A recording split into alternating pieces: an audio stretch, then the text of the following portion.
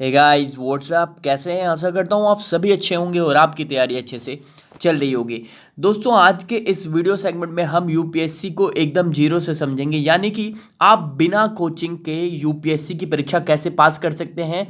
बिना किसी coaching institute के आप ये संभव है, बिल्कुल संभव है। और लगातार लोग इनबॉक्स में करते हैं कि क्या ये कैसे पॉसिबल है, किस तरह से। तो मैं आज इस वीडियो में एकदम जीरो से बारीकी से आपको डिस्कस करूंगा और आपके माइंड सेट को क्लियर करता हूं कि आप कैसे घर बैठे ये सारी चीजें बिना कोचिंग के पॉसिबल है, ये संभव कर सकते हैं। दोस्तों, आज के इस वीडियो को यदि आप पूरा देखेंगे तो मेरी उम्मीद है कि आज से आपको यूपीएससी का पहला कदम आज आप रख देंगे। ठीक है, तो भैया शुरुआत करने से पहले मैं आपको कुछ बेसिक चीजें बताता हूं शुरुआत करने से पहले कि कैसे बिना कोचिंग इंस्टीट्यूट के ये चीजें संभव है। लेकिन उससे पहले मैं आपको थोड़ा सा यहाँ पे वार्न करना चाहूंगा। देखिए भैया, ये यूपीएससी जो है ना, वो सबका बाप है। आप सभी जानते हैं ये सबका बाप है।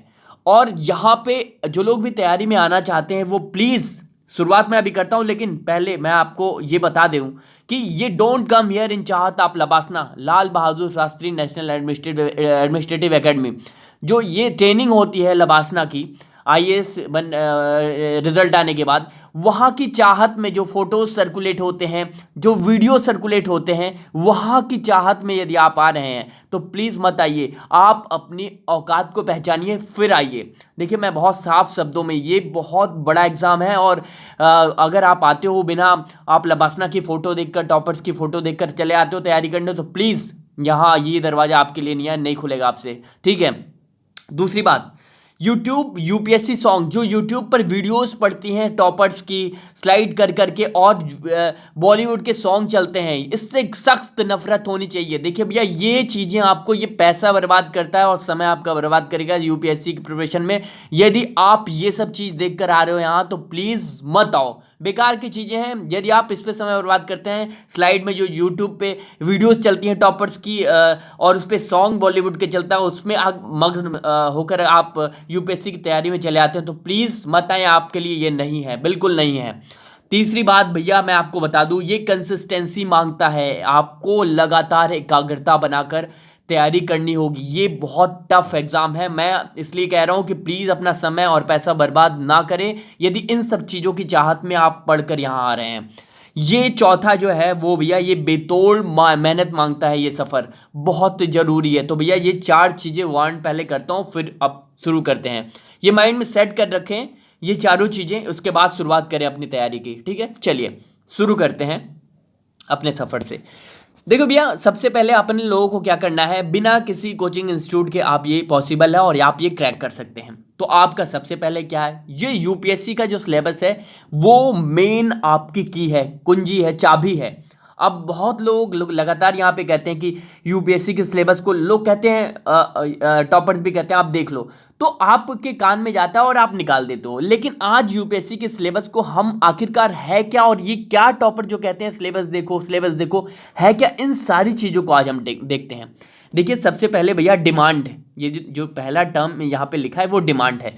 यानी कि आपसे कमीशन, जो आयोग है UPSC, union public service commission, संघ लोक सेवा आयोग जो है, वो आपसे चाहता क्या है, डिमांड क्या है, वो इसी सिलेबस में लिखा होता है।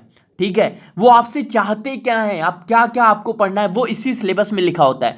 तो आप ये मानकर चलिए, आप कहीं जाते हैं और किसी की चाहत नहीं पता हो, किसी की डिमांड नहीं पता हो, और आप चले जाते हो यार, आपको पता नहीं कि ये 4 रुपए की चीज़ें हैं, और आप चले जाते हो यार अब जेब में 1 ही रुपया रख के, तो भैया वो कैसे पॉसिबल होगा। तो भैया आपको जानना होगा कि उनकी डिमांड क्या है, वो आपको सिलेबस से पता चलता है। ठीक है।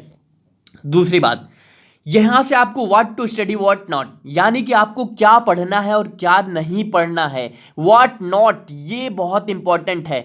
देखिए, लोग ये तो जानते हैं बहुत कुछ पढ़ना है, लेकिन क्या नहीं पढ़ना है वो भी यहीं से पता चलता है। तो भैया, what to study what not, ये यूपीएससी के सिलेबस आपको बताता है। देखिए, आप अभी समझ रहे होगे कि ये क्या बता रहा है। अभी मैं आपको पेपर्स पे भी डिस्कस करता हूँ, किस तरह से पेपर होते हैं, क्या क्या होता है, सब कुछ बारीकी से डिस्कस करता हूँ, किस तरह से ये संभव है घर बैठे। देखिए, तीसरा यह है कि ये जो सिलेबस है वो आपके स्टडी टेबल के paste in front of your study table, यानी कि आपके स्टडी टेबल के फ्रंट पे ये चिपका होना चाहिए, ये जो सिलेबस है। अब ये क्यों चिपका होना चाहिए? क्योंकि भैया आपको डेली सिलेबस को देखने की आदत डाल देनी चाहिए। आपको यहाँ से पता चलेगा कि आखिरकार वो हमसे चाहते क्या है, इसलिए आप अपने स्टडी टेबल के सामने ये चिपका लें, ठीक है। तीसरी बात, समय लें, टेक टाइम एनालाइज, समय लें कि और एनालाइज करें, यानी कि यूपीएससी के सिलेबस को पढ़ें, एक दिन लगा के, एक दिन से हफ्ते भर, 1 डे टू वीक का समय लें और ये पढ़ें कि आखिरकार ये चाहता क्या है हमसे, ठीक है। ये कुंजी है आपकी शुरुआत करने की। 1 दिन से 7 दिन का समय लें और बारीकी से समझें कि आखिरकार ये चाहता क्या है हमसे, ठीक है। सब कुछ बहुत आसान है, लेकिन आपको बहुत बारीकी से चीज़ों को चलना होगा, बहुत धीरे धीरे चीज़ों को लेकर आगे चलना होगा। अंतिम है भैया कि try to connect GS paper to each other, यानी कि अपने जीएस पेपर 1, जीएस पेपर, ये जो सिलेबस है, पूरे सिलेबस को एक पेपर से दूसरे पेपर के साथ कनेक्ट करने की कोशिश करें। सिलेबस देख के आपको खुद पता चल जाएगा किस भारतीय संस्कृति में, इंडियन कल्चर में पूछा है तो ये किस तरह से पॉलिटिक्स से कनेक्ट कर रहा है, किस तरह से इकोनॉमिक को कनेक्ट कर रहा है, जब भारत आज़ाद हुआ तो वहाँ की संस्कृति क्या, अर्थव्यवस्था क्या थी, ये सारी चीज़ें आपको सिलेबस देख के पता चल जाएंगी धीरे धीरे, ठीक है। तो ये सिलेबस से आपको ये चीज़ें आपको यहाँ से निकल कर आपको सामने आएंगी और सिलेबस ये बहुत ज़रूरी है, ठीक है। चलिए अब दूसरे स्टेप पे हम बढ़ते हैं। ये तीसरा स्टेप हमारा टाइम टेबल का है। बहुत बारीकी से मैं चल रहा हूँ, एकदम आपके घर बैठे आप चीज़ों को संभव है ये क्रैक करना, बहुत जो चीज़ें बहुत बेसिक है वो आपको बता रहा हूँ। और अभी हम धीरे धीरे सिलेबस पे भी आते हैं कि पेपर 1 कैसे तैयार करना है, न्यूज़पेपर, सब कुछ यहाँ पे डिस्कशन है, ठीक है। आती है अगली बात टाइम टेबल की। अब लगातार लोगों का क्वेश्चन होता है टाइम टेबल कैसे सेट करें, क्या है, तो भैया आपको अपने अकॉर्डिंग टाइम टेबल को सेट करना होगा। और टाइम टेबल तो अब ये सब जानते हैं, टाइम टेबल कैसे बनाना है, क्या करना है, वो करना होगा। लेकिन दूसरी बात, आपको एक डायरी बना लेनी होगी, यानी कि आपके पास एक डायरी होनी चाहिए जिसपे आप मेंटेन करें कि आज मुझे ये चीज़ें करनी है, आज ये टॉपिक खत्म करना है, इस सब्जेक्ट का ये करना है, ये करना है, ये ऑप्शनल करना है। तो ये एक आपके पास डायरी होनी चाहिए। देखो भैया, जब आप किसी जिले में एसपी कप्तान जाते हो या फिर आपकी भी एक डायरी होती है, आपका भी एक विवरण होता है सरकार के पास, तो आपके पास भी एक डायरी होनी चाहिए कि आज मुझे ये करना है। आप इस डायरी को मेंटेन करो कि मैंने आज का ये जो टारगेट सेट किया था, ये डायरी में लिखा था, ये पा लिया मैंने, कर लिया आज दिन भर के लिए। तो भैया आपको डायरी मेंटेन करनी होगी। तीसरा बात जो आपका ये तीसरा पॉइंट है, डेली टारगेट टू वीकली, यानी कि आप ये सेट करें कि डेली आपको क्या पढ़ना है और डेली से लेकर टारगेट आप हफ्ते भर का भी बनाएं कि इस हफ्ते मुझे ये सिलेबस का ये टॉपिक खत्म कर देना है, ये सब्जेक्ट खत्म करना है। तो डेली टारगेट टू वीकली, यानी कि प्रत्येक दिन से हफ्ते भर तक का आपका ये टारगेट सेट होना चाहिए। अब देखिए चौथा जो है, paste in front of your study table, यानी कि आपके स्टडी टेबल के सामने ये चपका होना चाहिए आपका टाइम टेबल, जिससे आपको बार बार ये याद दिलाए कि आपको ये समय का मूल्य जो है, जो टाइम जो समय है उसका मूल्य कभी खरीदा नहीं जा सकता पैसे से, समय को, ठीक है। तो भैया ये चपकाएं, ठीक है। आगे बढ़ते हैं अगले स्लाइड पे। अब हम शुरुआत करते हैं एनसीईआरटी की बुक्स पे। हम टाइम टेबल को सेट कर लिया हमने, अब हम शुरुआत करते हैं एनसीईआरटी की बुक से। हमने सिलेबस को देख लिया, टाइम टेबल को सेट कर लिया, एनसीईआरटी की बुक पर आ गए। देखिए एनसीईआरटी लगातार आप टॉपर्स कहते होंगे या फिर आप कहीं पूछते होंगे क्या पढ़ूं, तो वो बताते होंगे बेसिक एनसीईआरटी से शुरुआत करो। अब ये क्या है, कैसे है, देखिए एनसीईआरटी की जो किताबें हैं वो आपकी डेवलप द बेसिक अंडरस्टैंडिंग, यानी कि आपकी किसी भी विषय में मूलभूत समझ विकसित करती हैं। यानी कि आप जैसे कि भैया ज्योग्राफी में आप पढ़ रहे हैं या फिर हाफ हिस्ट्री पढ़ रहे हैं या फिर कोई भी पॉलिटी पढ़ रहे हैं, तो आपको डायरेक्ट, मैं ये नहीं कहूँगा ना कि आप भैया आपने क्या करना है, आपको अगर ऊपर जाना है पहाड़ों पे तो आप ये कूद कर तो डायरेक्ट जंप नहीं कर जाओगे ना, तो धीरे धीरे चढ़ोगे, सीढ़ियाँ चढ़ चढ़ के धीरे धीरे चीज़ें चढ़कर आप आगे जाओगे ना। तो भैया ये जो है एनसीईआरटी है वो आपका यूपीएससी का बेसिक अंडरस्टैंडिंग, यानी कि बेसिक समझ, मूलभूत समझ विकसित करती है। लोगों का दूसरा पॉइंट है, लोगों का सवाल होता है कि कितनी बार पढ़ा जाए एनसीईआरटी। तो मेरी सलाह ये होगी कि आप ये 2 से 3 बारी अवश्य पढ़ें, 2 से 3 बार ये एनसीईआरटी की किताबें पढ़नी चाहिए, क्योंकि यहाँ से बहुत हेल्पफुल है। और ये एनसीईआरटी की किताबों से तो लगातार यहाँ पे आपको यूपीएससी के एग्जाम में क्या कर रहे हैं, प्रश्न भी पूछ रहे हैं, और ये बहुत ये मान रामबाण साबित हो रही है। तो भैया पढ़ना हो गया, 2 से 3 बार आपको पढ़ लें आराम से, ठीक है। तीसरी बात, अंडरलाइन और make notes but in too short, यानी कि लोग कहते हैं कि क्या यूपीएससी क्या एनसीईआरटी की किताबों का नोट्स बनाएं, क्या करें। तो भैया आपके पास दोनों विकल्प खुले होते हैं, या फिर आप अंडरलाइन कर लें वहीं बुक में, जो बुक दी हुई है वहीं इंपॉर्टेंट लाइन को अंडरलाइन करते चलें, या फिर आप नोट्स भी बना सकते हैं। दोनों विकल्प, आप कई टॉपर्स नोट्स भी बनाते हैं, कई टॉपर अंडरलाइन करते चलते हैं, जो जो आपको बेहतर लगे।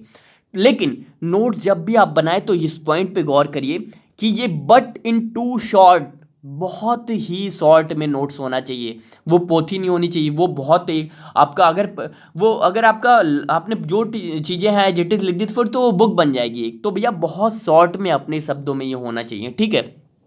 चौथा पॉइंट है, अब लोगों का क्वेश्चन होता है कि ये कौन कौन सी किताबें पढ़ी जानी चाहिए। तो भैया एनसीईआरटी बुक्स लिस्ट वीडियो जो है वो डिस्क्रिप्शन बॉक्स में दिया गया है। जो एनसीईआरटी की किताबें पढ़ी जानी चाहिए ये सारा बारीकी से एक वीडियो में बताया गया है। जिस वीडियो में बताया गया है उस वीडियो की जो लिंक है वो इसी वीडियो, जो आप वीडियो देख रहे हैं, इसी वीडियो के डिस्क्रिप्शन बॉक्स में दिया गया है। यहाँ से आप क्लिक करके देख सकते हैं कि ये एनसीईआरटी की किताबें आपको पढ़नी चाहिए, ठीक है। तो ये एनसीईआरटी की बात हो गई।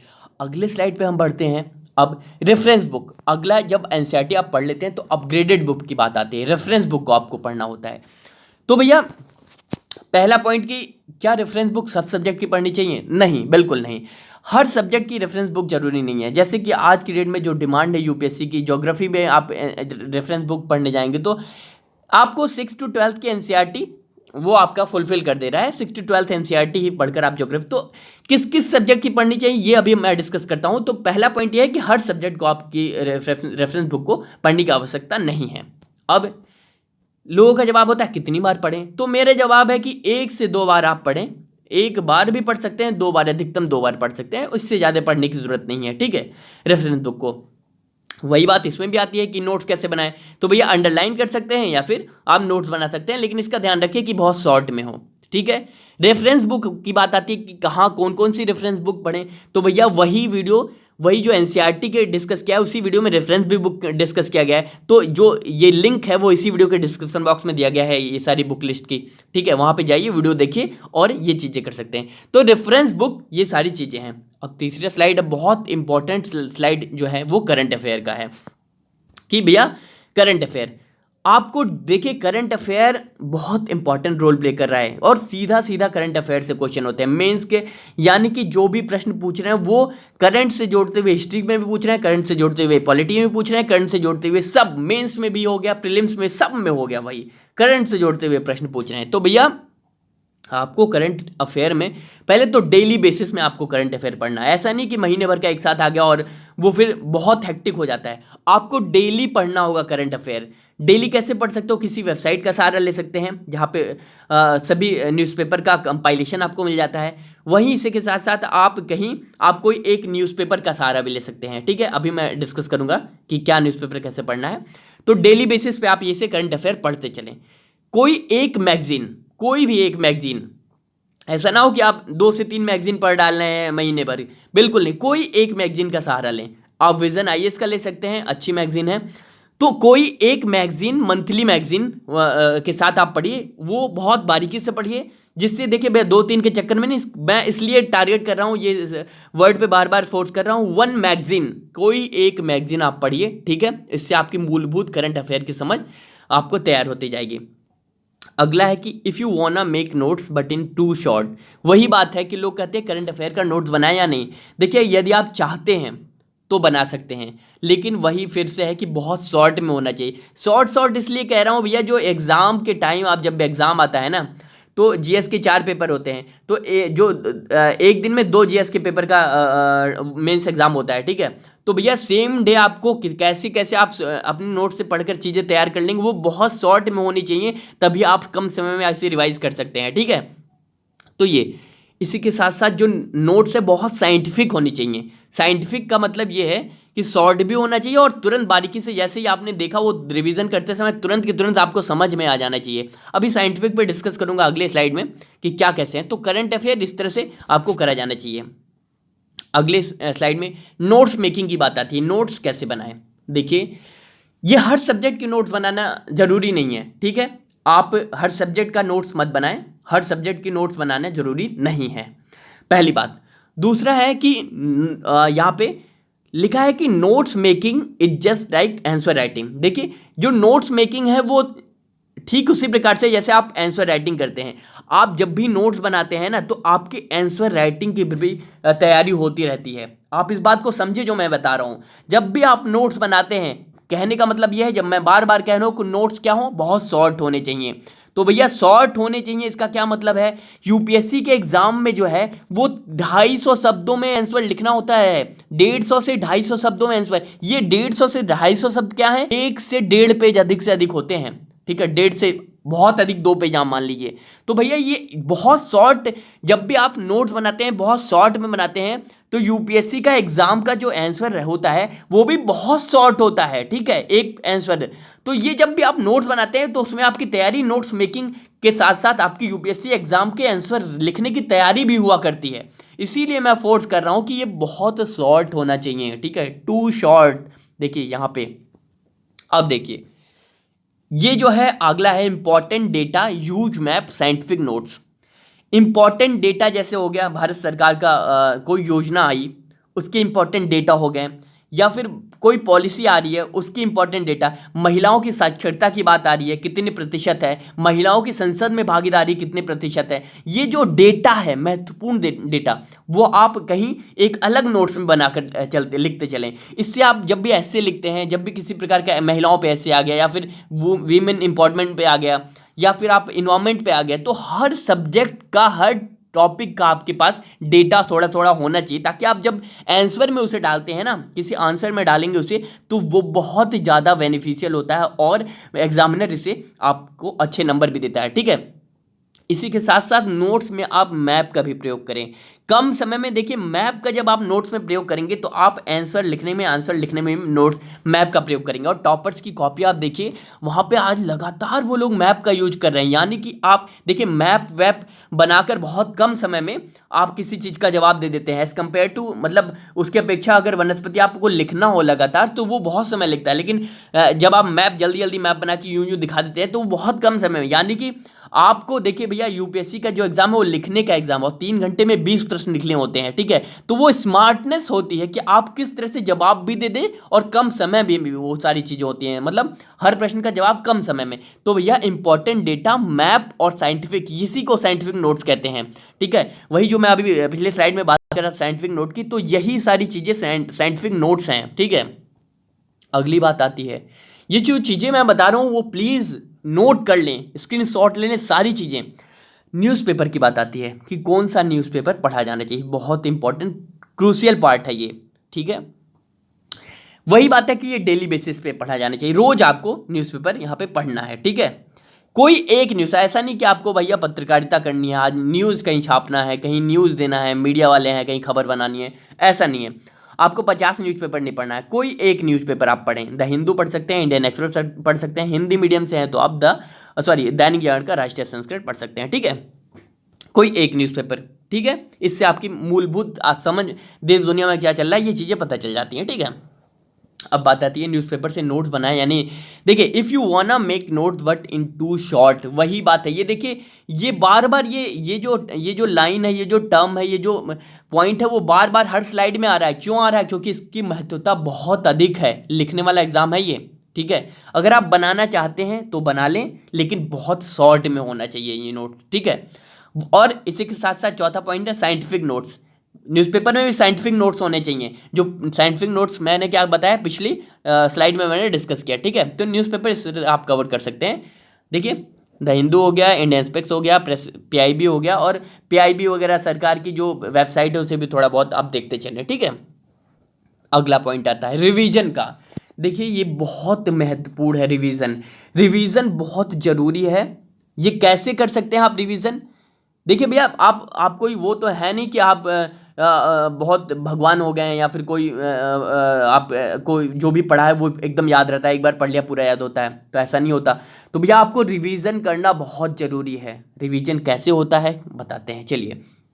देखिए आप ये जो है वो शुरुआत करें स्टार्ट आफ्टर। देखिए ये पहला पॉइंट जो है वो थोड़ा दूसरे स्लाइड में होना था, अभी मैं इसको डिस्कस करता हूँ।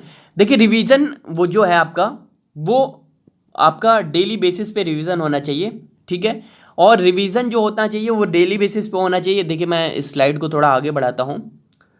देखिए बताता हूँ मैं आपको। देखिए रिवीजन जो है आपका वो आपका प्रतिदिन रिवीजन होना चाहिए। और रिवीजन किस प्रकार से करना चाहिए आपको, आप लगातार जो पढ़े हैं, यानी कि आप आज जो पढ़ा वो तीसरे दिन फिर से रिवाइज होना चाहिए। यानी कि आज जो पढ़ा वो तीसरे दिन रिवाइज होना चाहिए। इस हफ्ते जो पढ़ा वो वीकली संडे में पूरा रिवाइज होना चाहिए, ठीक है। यानी कि Monday Tuesday Wednesday one day to Saturday जो पढ़ा वो आपको संडे में क्या होना चाहिए, रिवीजन होना चाहिए। क्यों रिवीजन कह रहा हूँ, क्योंकि भैया ये याद करने, लोग कहते हैं कि यूपीएससी का एग्जाम याद करने वाला एग्जाम नहीं है, लेकिन भैया ये रिवीजन जो है वो एक तरह का याद ही करना होता है, लगातार चीज़ों को आपको टैकल करना होगा। तो भैया रिवीजन बहुत महत्वपूर्ण होता है, ठीक है। अगला है कि आंसर राइटिंग कैसे करें। देखिए आप देख सकते हैं ये कॉपी इस तरह से यूपीएससी की कुछ होती है। आंसर राइटिंग कैसे करें, देखिए आंसर राइटिंग है वो लोग कहते हैं कि क्या शुरू कर दें अभी से, पहले दिन आप तैयारी कर रहे होते हैं, पहले सिलेबस अभी देखा नहीं और आंसर राइटिंग पे जंप कर जाते हैं। नहीं, बिल्कुल नहीं, ऐसा नहीं करना है। देखिए जब भी आंसर राइटिंग की बात आती है तो आप स्टार्ट आफ्टर 20 डेज और ए मंथ, जब आप तैयारी शुरू करें उसके 20 दिन या एक महीने बाद आप शुरुआत करें लिखने की। पहले दिन से शेर बनने की कोशिश मत करें। देखिए भैया मैं बहुत बारीकी से चीज़ों को ले चल रहा हूँ और स्लाइड बहुत ही ये इंपॉर्टेंट, बहुत ही टाइम लेकर ये स्लाइड बनाया गया है आपके लिए। तो स्टार्ट आफ्टर 20 डेज और ए मंथ, यानी कि आप शुरुआत जब करें उसके, देखिए कुछ पढ़ेंगे तभी तो आप लिख पाएंगे। तो 20 दिनों से एक महीने के का समय लें ताकि आप चीज़ों को समझ जाए और आप चीज़ों को कुछ पढ़ लें ताकि आप लिखें, तब भी तो पेपर पे आप उतार सकेंगे अपनी जो भी चीज़ें हैं। तो भैया 20 दिनों से एक महीने का समय लें, उसके बाद ही शुरू करें। और दूसरा पॉइंट है डेली बेसिस, यानी कि आपको आंसर डेली लिखना होगा। आपका आंसर जो है वो डेली बेस पे एक आंसर तो लिखिए ही लिखिए, ठीक है। एक आंसर आपको लिखना ही लिखना होगा, ठीक है।